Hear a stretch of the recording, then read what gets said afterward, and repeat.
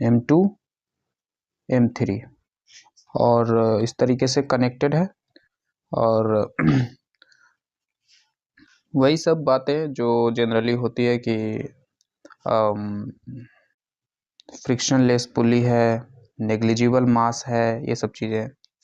और ये तीनों का मास सेम है। ओके। और सरफेस का कोफिशिएंट ऑफ फ्रिक्शन म्यू है। तो डाउनवर्ड एक्सेलरेशन ऑफ m1 का एक्सेलरेशन हमसे पूछा गया है।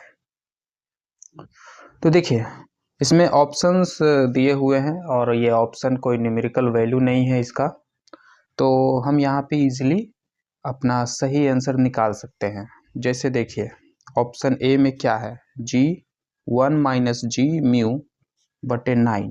क्या ये सही है? नहीं, गलत है। कैसे? ये 1 क्या है, इसका डायमेंशन क्या है? कुछ नहीं। और इधर g है, g का डायमेंशन एक्सेलरेशन, म्यू तो डायमेंशन लेस होता है, तो डायमेंशन लेस में से एक्सेलरेशन कैसे घटा सकते हैं? ऑप्शन ए गलत है। बी देखिए 2g म्यू बटे 3, क्या ये सही है? इसे देखिए ये सही है कि नहीं, इसे ऐसे गेस करेंगे।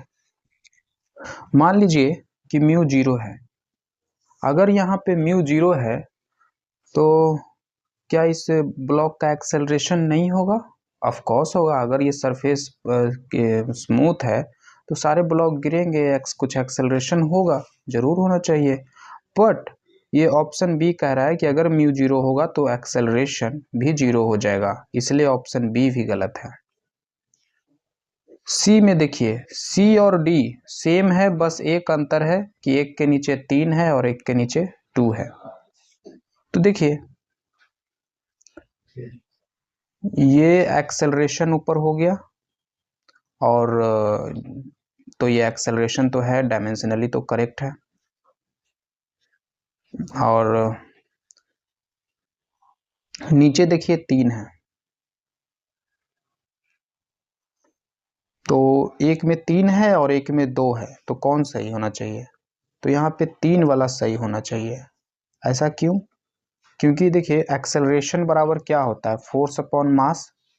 तो टोटल मास मेरा 3m हो जाएगा ना, सबका मास mm है तो 3m हो जाएगा। तो वही 3 यहाँ लिखा हुआ है, इसमें 2 लिखा हुआ है, इसलिए ये गलत है। ऑप्शन डी गलत होगा। देखिए ऑप्शन सी और ऑप्शन डी में से आप इस तरीके से एलिमिनेट कर सकते हैं।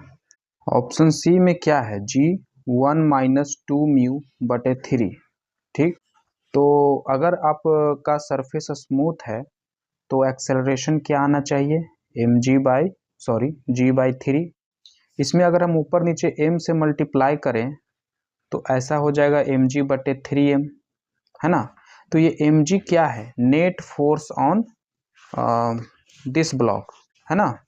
किसी भी चीज का एक्सेलरेशन निकालना होता है तो कैसे करते हैं, नेट फोर्स बटे टोटल मास, है ना, टोटल मास। तो इस पूरे सिस्टम पे नेट फोर्स सिर्फ ये है mg, इस पे तो अर्थ का ग्रेविटी का फोर्स नहीं लग रहा है क्योंकि नॉर्मल रिएक्शन बैलेंस कर दिया। यहाँ पे भी बचा ये, तो इसमें अर्थ का फोर्स लग रहा है, दैट इज mg, और total mass m1 plus m2 plus m3 that is 3m। तो ये g/3 आया। तो अगर सरफेस चिकना है तो एक्सेलरेशन g/3 होना चाहिए, ना कि g/2। तो इसलिए ऑप्शन डी जो है वो गलत है। ओके, ऑप्शन सी सही है।